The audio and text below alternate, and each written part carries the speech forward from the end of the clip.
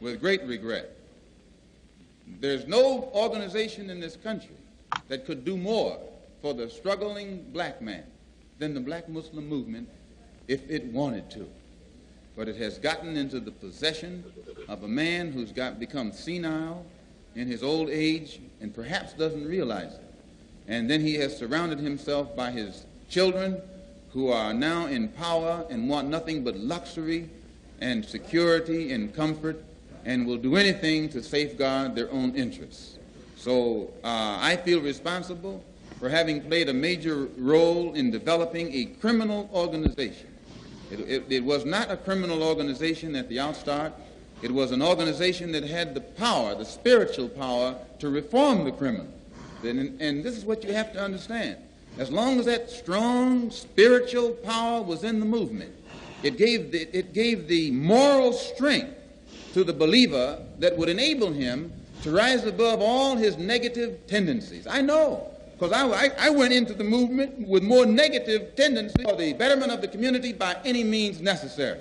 And since tonight we had to get into this old nasty negative subject, we didn't want to bring up our program. We're going to have...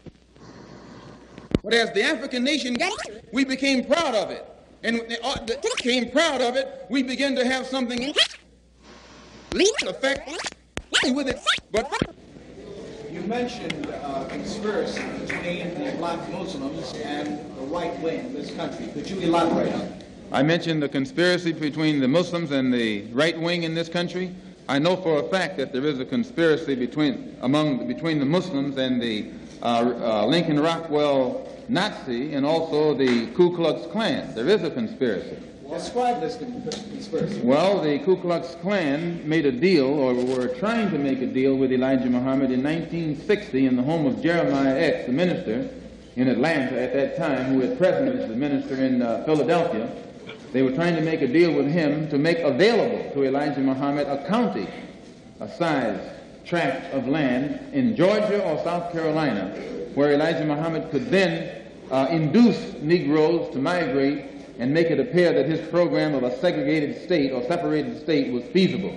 And to what extent these negotiations finally developed, I do not know, because I was not involved in them beyond the period of December 1960.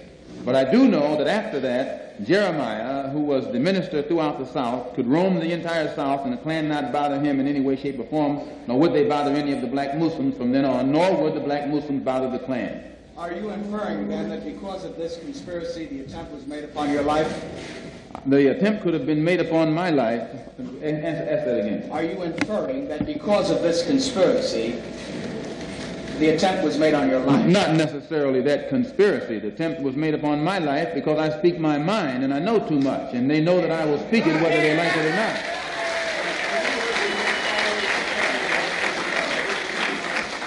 Pardon me? Are you urging your followers to take any actions against the Muslims? Am I urging my followers to take action against the Muslims? No. No. You say you rely on Allah for protecting. You've always been some kind of an activist. Do you still think that you're going to try to infiltrate the organization and win over some of their supporters? Am I going to try and infiltrate their organization and win over some of their supporters? No, I have never tried to win supporters from Elijah Muhammad. Since I have left the black Muslim movement, I've spoken at these rallies. Those who come, come. Those who don't, don't. But I've never gone out of my way to win over any of his followers. And he himself is fearful because he knows that you don't have to exercise too much energy to win his followers. As soon as they know truth and compare the two. And by the way, this is the brother. Didn't even see you there, brother. This is Leon Amir, who was Cassius Clay's secretary, whom they beat unmercifully up in Boston. And the court freed the men who beat him. They fined him $100, was it? Fined him $100. And he was on the inside of the black Muslim specialty squad. And I know it. And it was he who heard Elijah Muhammad Jr. come to New York when Elijah Muhammad was at the Armory in June of last year. Jr. stood up and told the fruit, many of whom are here now also, that I should have been killed that my tongue should have been put in an envelope and sent back to Chicago by now. And because Fat Joseph had not done it, they demoted him. He remained captain, but Clarence up in Boston was put over Joseph. And Joseph's authority was curtailed. And then Clarence, the captain from Boston, and John, the captain from Springfield, came to New York to assassinate me and came to him to get a silencer and couldn't get it. So the police know this. It's not something that's new. They just wait until the job is done and then they step in. When you say, do you know that Elijah Muhammad was behind this? Yes, now, Elijah Muhammad called all of his officials, national officials, to Chicago in October and ordered them to kill or maim any of his followers who leave him to follow me.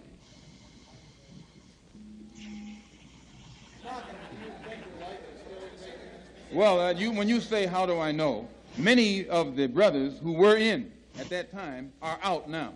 And if this ever come into the court, there are plenty of witnesses who can stand up and testify to it.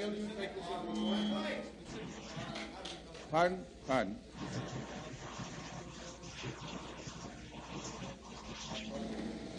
This specific one. Do you have any? I'd rather not say at this time. When you say you know too much, what do you mean?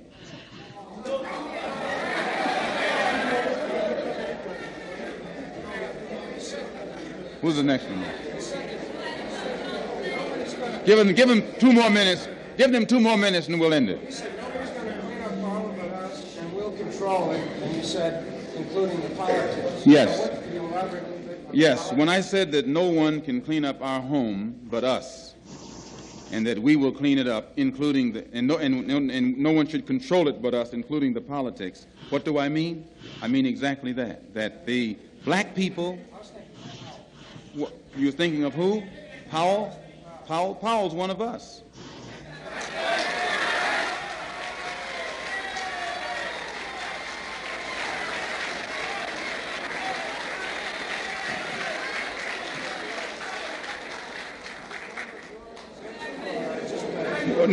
No, he's not a member of our organization, but when I say he's one of us, I mean he's one of the family.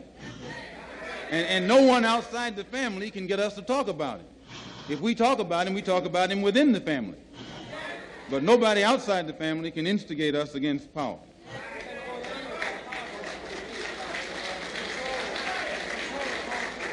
Yes, by controlling it politically, I mean that the politics of the community of Harlem should be controlled by those of us who live in Harlem, not by somebody sitting down in Gracie Mansion.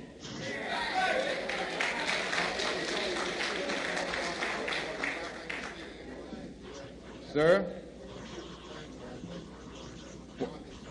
No, but the Organization of Afro-American Unity intends to get involved in every kind of action that's going on in New York City. We don't intend to let anybody downtown influence us in any way, shape, or form. We want the influence to come from Harlem and from other Harlems around the country. Now, this doesn't mean we're outside of Harlem. This doesn't mean we're anti-Bronx or anti-White Plains or anti-white or anti-German or anything like that, but it means we're pro-Harlem. We're pro-ourselves. We want to start doing something for ourselves. That's all it means. It means that we want to stop begging you for your school. We want you to get out of the way and let us straighten out the schools in Harlem.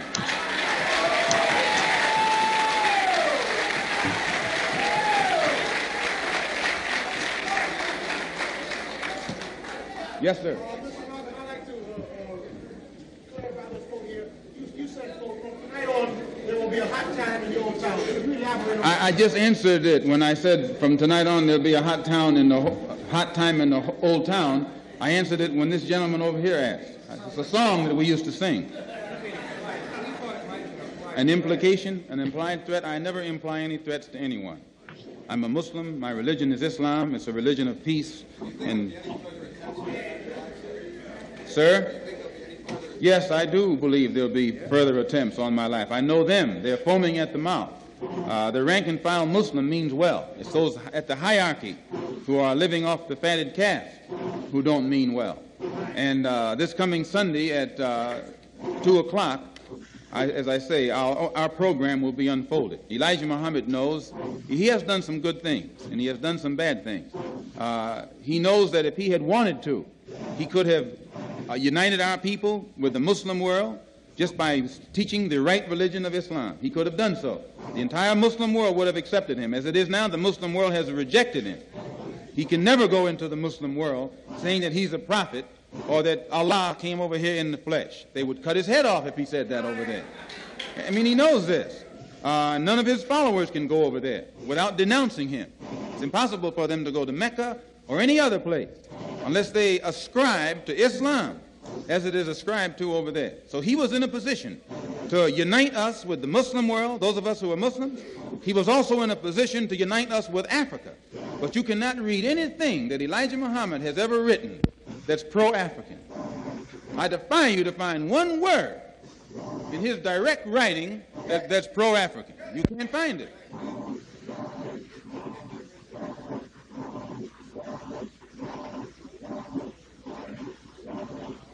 Listen to this question this man asked me. What are you trying to get at? No, he asked me, listen, I got to tell him what you asked me. He asked me, don't I think if I got hurt, you know, wouldn't some of my followers retaliate? What are you trying to say? Or what are you trying to get me to say?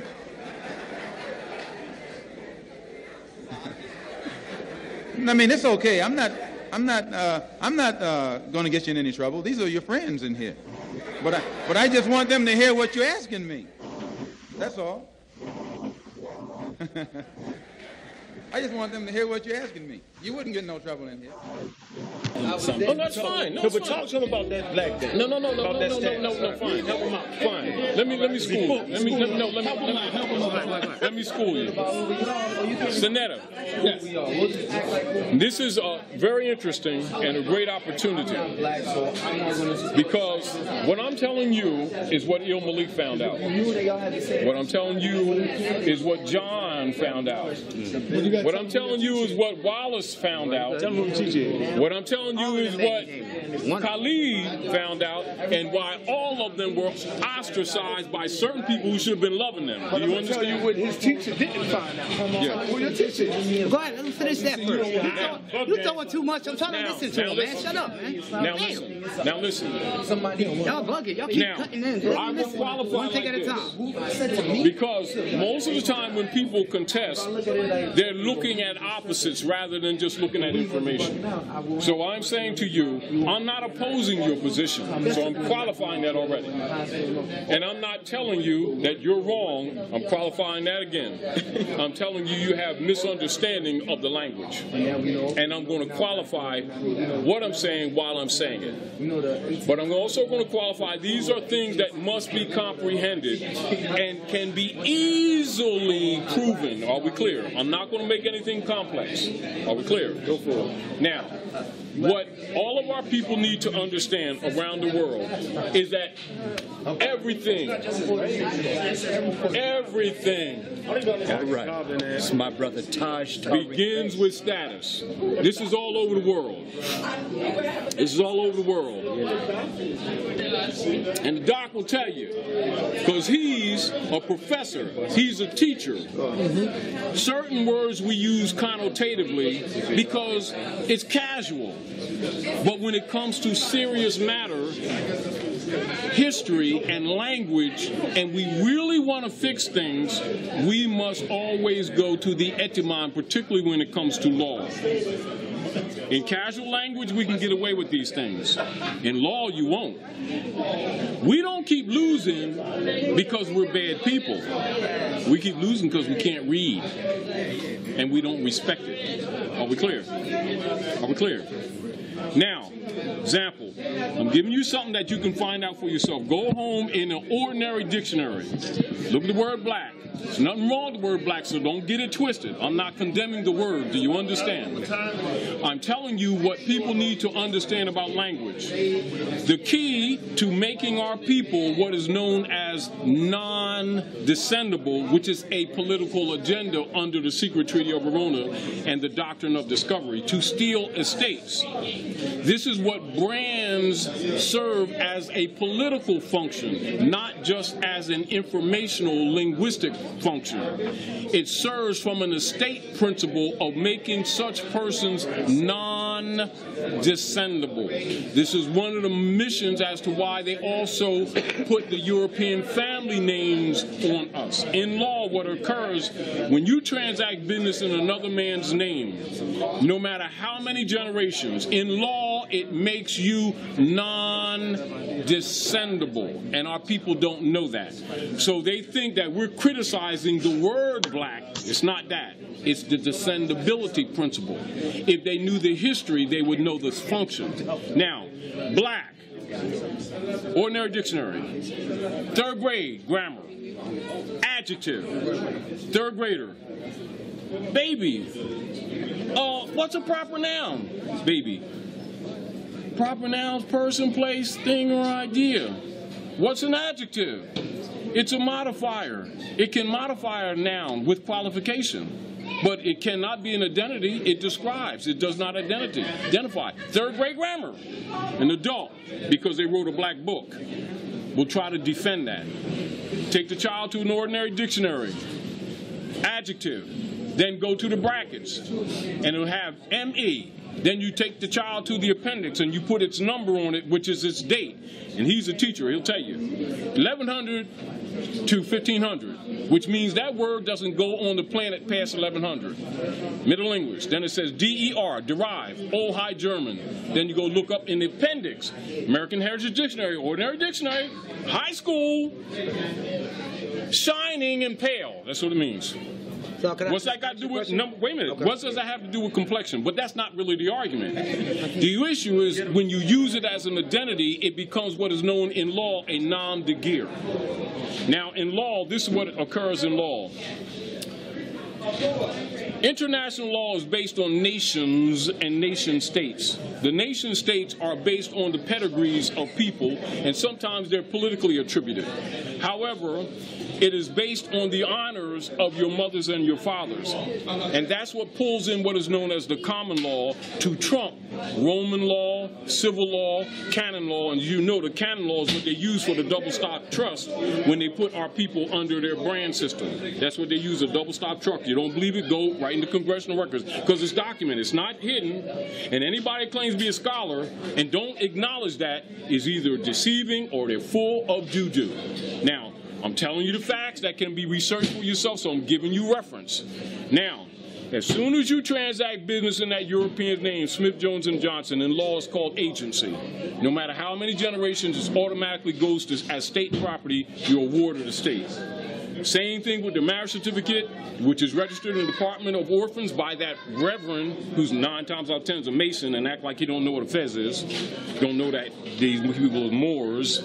Got a 501c3 skull and bones agreement, kickback, etc. Know these people are Moors. That's just short for Al-Moroccan. Al-Moroccan is what they call Americans. We're the Americans. We're the people of the land, and this ain't India, though they call us Indians. I'm Anyamwea, or what they call Cherokee. They ain't Cherokees, Anyamwea. And my grandmom's side is Blackfoot. They ain't Blackfoot either. Do you understand? Those are European codes. And this is not India. We're Moabite, Canaanite blood. And we crossed the river before the great earthquake, so sometimes they call us Hebrew, those who cross the river, Hebrew. But that's not an identity, that's a thing we've done. Do you understand? Yes, sure. Not to be confused with anything else. Now, the deal of this, as soon as you look at that word, then you'll see in an ordinary, unabridged dictionary, then it'll have right beneath it the morphology or the transit of the words from one language to another. It'll have black, dot, a, dot, more, dot. And then the black will be all solid case, the more will be capitalized, small case, more, small case, R. And it'll say archaic, no longer used. And they'll separate the black adjective from the more. It says any dark-skinned man, woman, or child, Asiatic, African. Okay, can I ask you two? Malcolm X. Is that your legal name? As far as I'm concerned, it's my legal name. Have you been to court to establish that I didn't have to go to court to be called Murphy or Jones or Smith. Excuse me for answering you this way. That's if all right. a Chinese person were to say his name was Patrick Murphy, you would look at him like he's insane, because Murphy is an Irish name, a European name, or the name that has a Caucasian or white background. And a yellow person, Chinese is a yellow man, and he has nothing to do or no connection whatsoever with the name Murphy. And if it doesn't look proper for a person who is yellow or Chinese to be walking around named Murphy or Jones or Johnson or Bunch or Powell, I think it would be just as improper for a black person or the so-called Negro in this country, as we're taught by the Honorable Elijah Muhammad, to walk around with these names. And therefore he teaches us that during slavery, the same slave master who owned us put his last name on us to denote that we were his property. So that when you see a Negro today who's named Johnson, if you go back in his history, you'll find that he was once, his grandfather or one of his forefathers was owned by a white man who was named Johnson. If his name is Bunch, his grandfather was owned by a white man that was named Bunch. Would you mind telling me what your father's last name was? My father didn't know his last name. My father got his last name from his grandfather, and his grandfather got it from his grandfather, who got it from the slave master. The real names of our people were destroyed during slavery. Was there any line, any point in the genealogy of your family when you did have to use the last name, and if so, what was it? The last name of my forefathers was taken from them when they were brought to America and made slaves. And then the name of the slave master was given, which we refuse. We reject that name today. You mean you won't even tell me what your father's supposed last name was or gifted last name was? I never acknowledge it whatsoever. Let me ask you about the status of Elijah Muhammad. First of all, is he ill? I spoke to him today. He is in better health than he has been. He's suffering from asthmatic bronchitis. Is that why he didn't attend your rally on last Tuesday? Yeah, the only reason that he didn't attend was his ill condition, and the weather here, especially on that particular day, was of such nature that it would have been almost insane for him to come. Well, now, did you hold that meeting last Tuesday because it coincided with the general election, the primary election? I think if you study the history of Mr. Muhammad's work and religious work in this country, we've had our convention on February the 26th every year for, I think, the past 33 years. Well, now, while you don't care to discuss your former name or the name that the slave master gave to your antecedents, it is a matter of record that Muhammad's last name was Poole, Elijah Poole. No, that's the name that his slave master gave to his grandfather or great-grandfather, but that's not his name. Well, his mother and father thought when they called him Elijah Poole that was his name. They didn't know any better. Well, if they didn't know any better or not, they thought that was his name. Yes, sir, but, sir... Well, what I'm trying to find out is when did he cease to be Elijah Poole and get to be Elijah Muhammad? In 1931, I think it was, in Detroit, he was taught the true history of our people and made aware at that time that he was wearing an English name, and by not being an Englishman, he looked out of place. And his teacher gave him the name that he's wearing today, Muhammad, Elijah Muhammad. All right, now when did he become what he purports to be in your literature, the son of Allah? I've never heard the Honorable Elijah Muhammad referred to as the son of Allah. The prophet of Allah. I've never heard him referred to as the prophet of Allah. What do you refer to him Messenger of Allah. All right, the messenger of Allah, and I appreciate the correction. Yes, I mean, he says that a prophet is somebody who predicts the future, and he's not predicting the future, whereas a messenger is someone who carries a message that has been given to him by one who authors that message. Well, now, who gave him the message, and to whom is it supposed to be delivered? Master W.F. Muhammad, the one who taught him, is the author of the message. He gave it to the Honorable Elijah Muhammad, which makes him the messenger.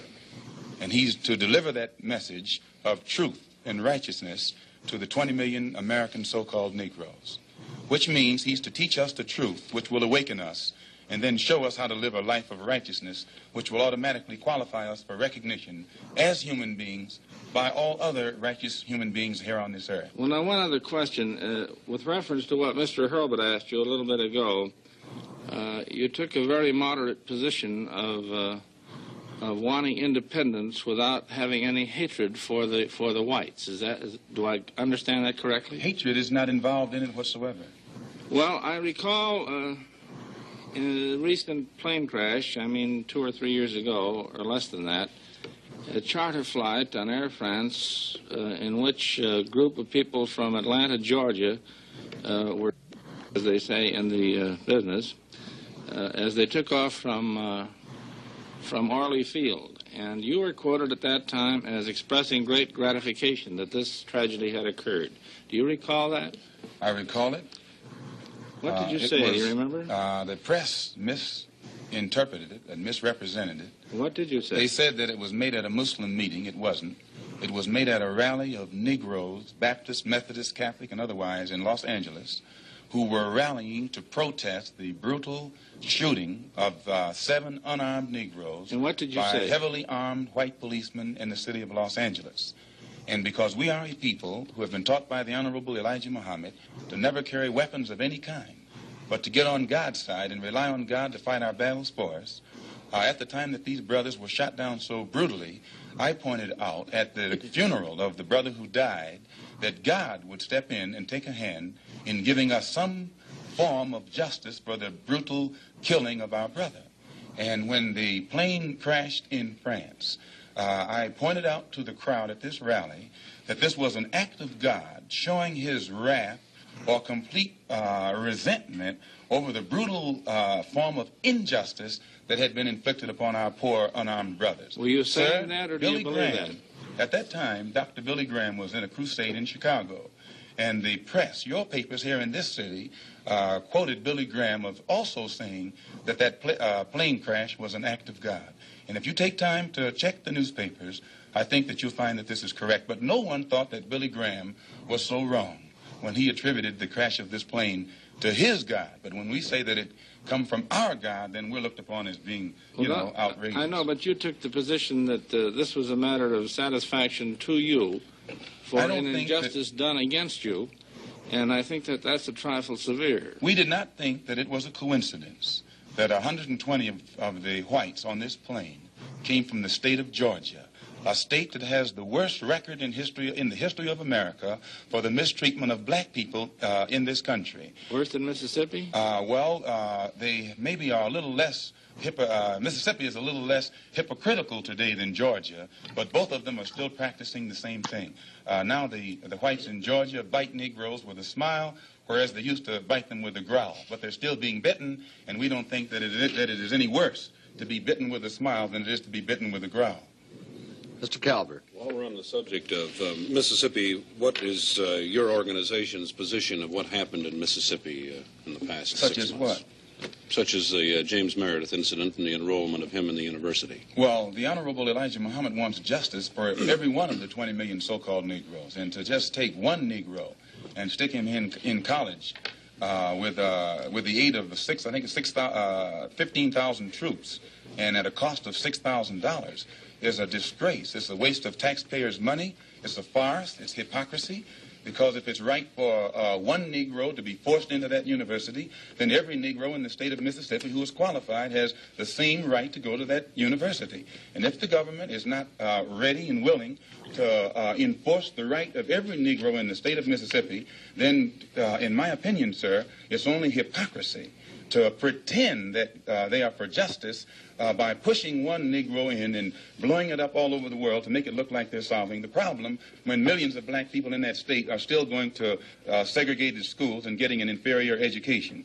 Does your organization encourage members to attempt to enter schools that have been known as all white? The Honorable Elijah Muhammad doesn't discourage us from attending white schools, but he does say that it is better for us to go to our own schools, and after we have a thorough knowledge of ourselves, of our own kind, and racial dignity has been instilled within us, then we can go to anyone's school and we'll still retain our race pride, our racial dignity, and we will be able to avoid the subservient inferiority complex that most Negroes have that is instilled within most Negroes who receive this sort of integrated education.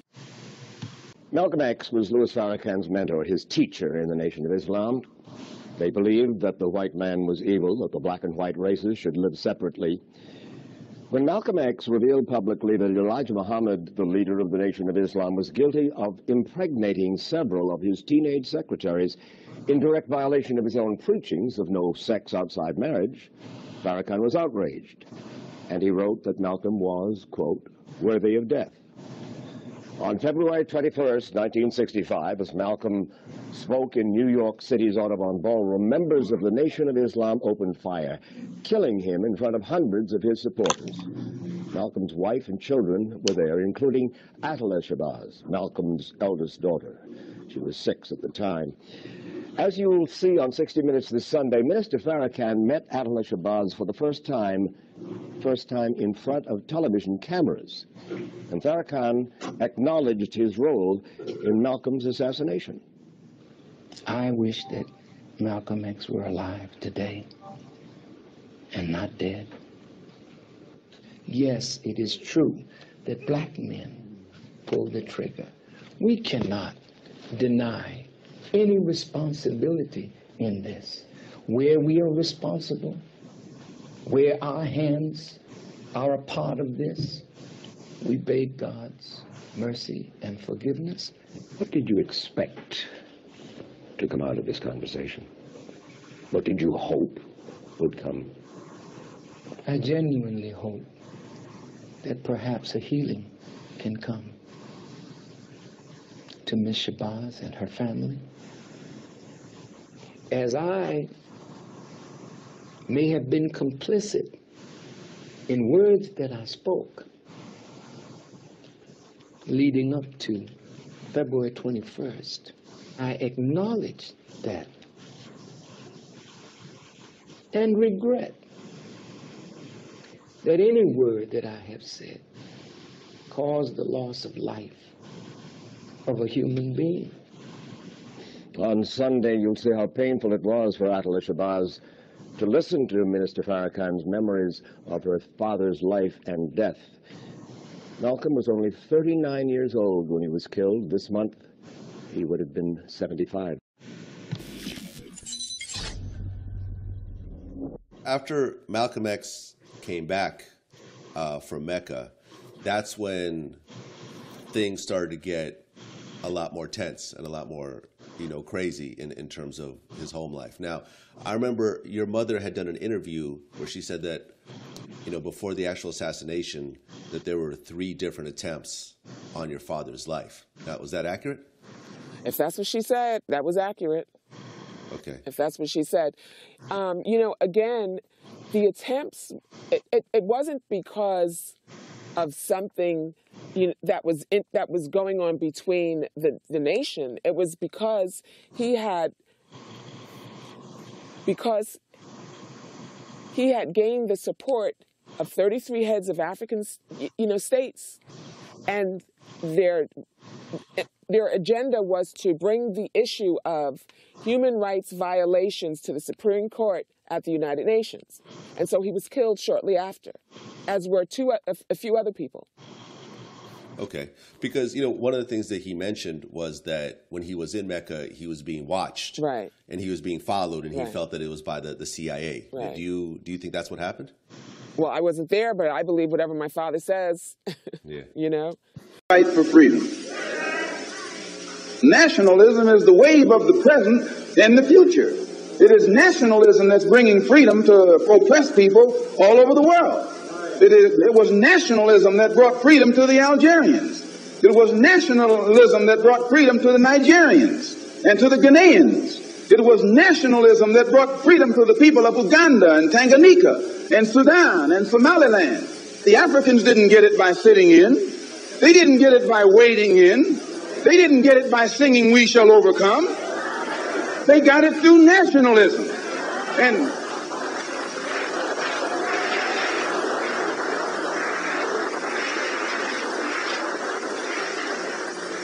And you and I will get it through nationalism.